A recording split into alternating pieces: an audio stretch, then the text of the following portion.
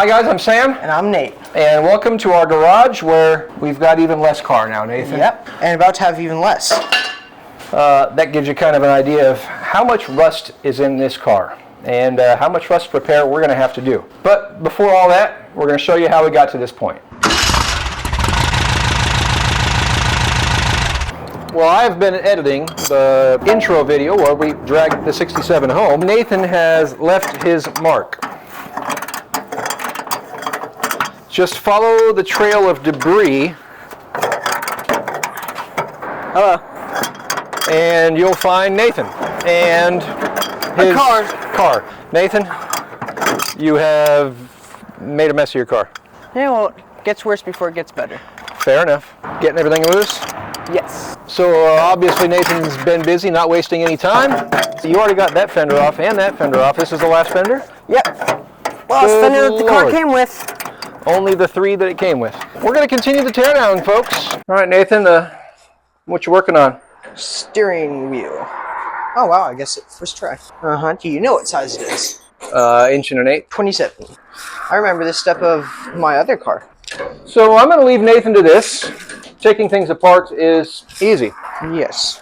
Just about anybody can take things apart. Give a kid a screwdriver and a pair of pliers, he can pull apart a VCR, no problem. Or if anybody remembers what those are. Nathan, you have this thing called an impact wrench somewhere. You might just give it a shot with the impact wrench. Never mind all the mess that he's made. Make big messes while pulling cars apart. All of the trunk is pulled apart. Gas tank is just sitting here for a place to store. How'd that work? It worked. That's helpful. So Nathan's going to keep on tearing this thing apart. I think plan of attack to be able to build any building or car, you got to have a firm foundation, and a couple of really big pieces that would be major concern is the lower portions of the door are rusted out. Opening and closing these doors is a bit of a challenge, so we're going to have to do some major rebuilding on the bottom sides of these doors. As far as the foundation on the car goes, well, this isn't the heater channel, this is the floor pan. The top of the heater channel, it's still up in there, but obviously all that's got to go bye-bye. You can see down here inside the door. What inside the door? There is not a whole lot of inside the door left. When we try to open the door, we get some extra flexy flexes. Well, thanks. Saves the canceling ring, maybe.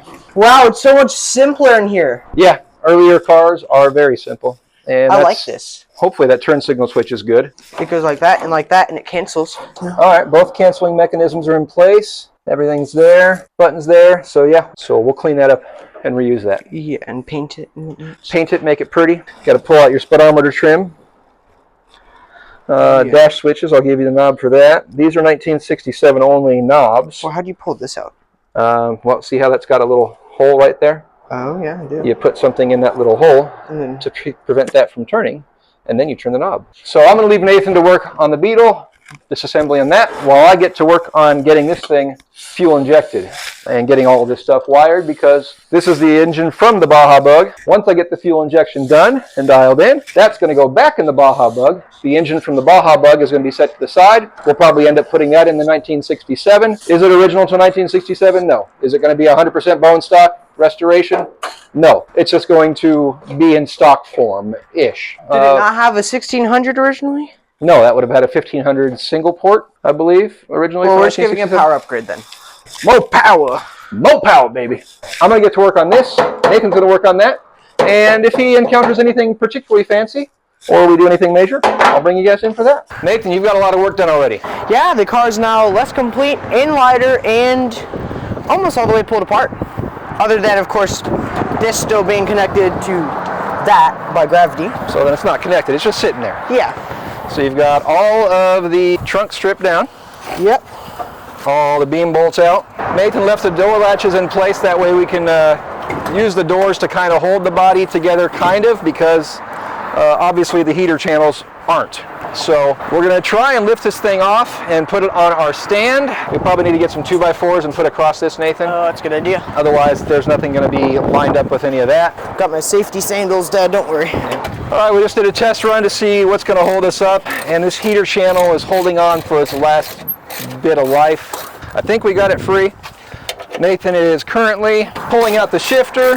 That's one of the last things we're going to need to get out of the way so that we can just lift the body up and pull it back onto our dolly that we had the Baja Bug sitting on. Hopefully, there's enough metal still left here to hold this thing together on there. We'll find out in a moment. And if not, we'll add 2 more pieces. All right, Nathan, moment of truth. Yep. All right, well, here goes nothing. Is that door closed securely? As securely like as it is anyway? And this one as well? Looks the same, yep. Here goes nothing. This It's either thing, this or the car splits in half. let's find out. You still have some pieces hanging on over there.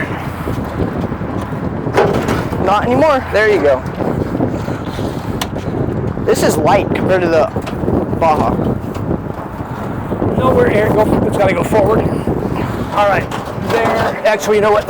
We're sitting on the door there. Let's come bring it back right about there. There we go. Perfect. Wow. It didn't actually fall through.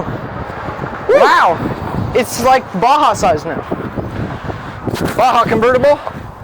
Wow, there's a chassis. Baja convertible, yay or nay? Yeah, no.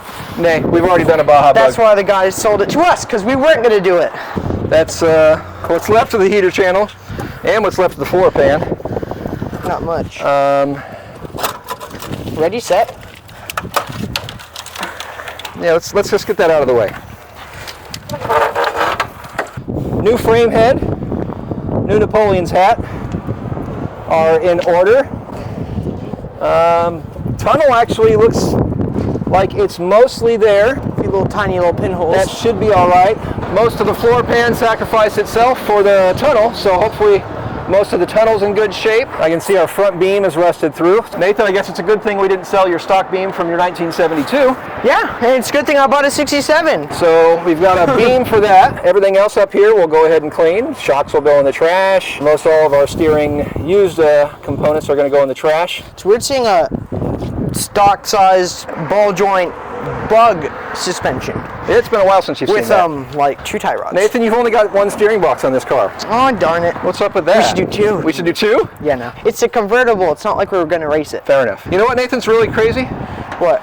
These tires, as old as they are, with the exception of this one, Still hold air. I mean, What tire? This one still has pressure. That's I had scary. to put a valve stem cap because it was leaking through the valve stem cap, but it hasn't leaked since. More like I put a valve stem cap on it. You found it, I put it on, but yeah. We had 1 broken bolt here. In there. That's replacing going bye-bye. That's going to go bye-bye. I don't like replacing. We might just drill and tap these. Wow, original black paint. Battery strap's still good. We can reuse that, Nathan. Yeah. You know what, Nathan? You know what's going to be easier on this chassis versus the last one? What? Well, we don't have to cut out the floor pans. Yeah. That's simply one of the less fun parts. That's With the Sawzall. you guys might have seen some of our newer products that we've got come in from King Performance. King partners with Washburn Metal. Washburn Metal does actually sell a bolt-in rear dolly for the back that'll bolt into the frame horns so that you can pull out the transmission and still roll your chassis around. So I'm going to get a hold of King and see if I can't get one of those in for use on our chassis here. Doesn't hurt to ask. If not, Nathan, did you keep the wheel that we got off of this? Yes, it's just over there. All right, so if not, we'll just make our own and we'll have our own dolly so we can roll this chassis around here while we're working on it. So order of operation for this guy is, obviously we've got a lot of rust repair, body repair, and sheet metal repair to do on the body. All of that starts with a good foundation, which we don't currently have. Yet. So I think first order of operation is going to be cleaning up this chassis, getting all of the repairs done on it. Then we can start bolting in things like the heater channels so that we can later set the body onto the heater channels and then start working on realigning everything on the body that we've got to repair, which is a lot. It's just metal. Whatever's not good, we'll cut away and we'll find replacements for it, or we'll make replacements for it, and we'll weld it in and build up from the bottom to the top. Yep, all it takes is time and money. And now that he's actually working part-time at JBugs.com, you're going to have a little bit more money. Yeah, and a little bit less time. So with that, I'm Sam. And I'm Nate. Thanks for watching, and life's full of good people. If you can't find one, Be one. Later, guys.